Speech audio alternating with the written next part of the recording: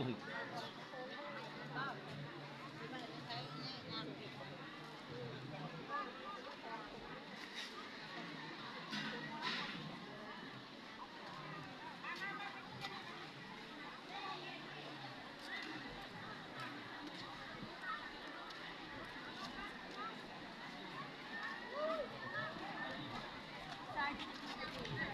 ะ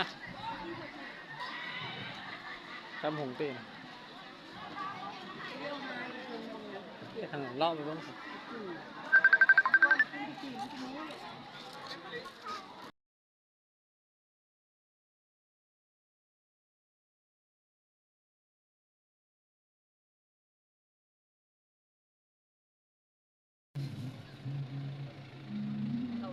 เยี่ยมเยี่ยมฟัง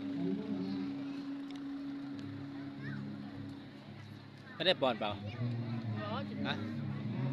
ไม่ได้เปล่า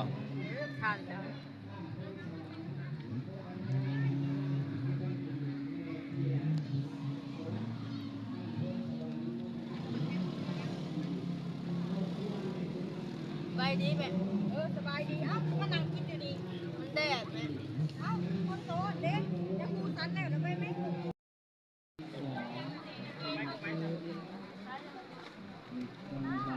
ได้ไหมครับทำเขาไม่ได้ว่าเลยครับฟันเอานักคดีให้กระแลมแบบนะใกล้อยู่เลยนี่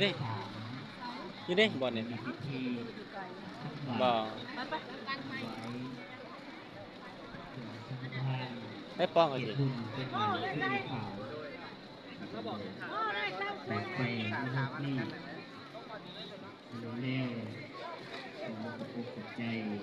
นำสภาญาติโยมผู้ขับส่วนโดยเฉพาะหนึ่ง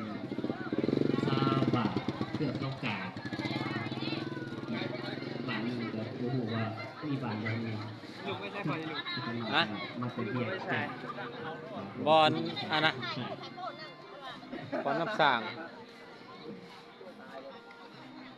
เก่งสภาญาติโยมเด้อมันแดดอะไร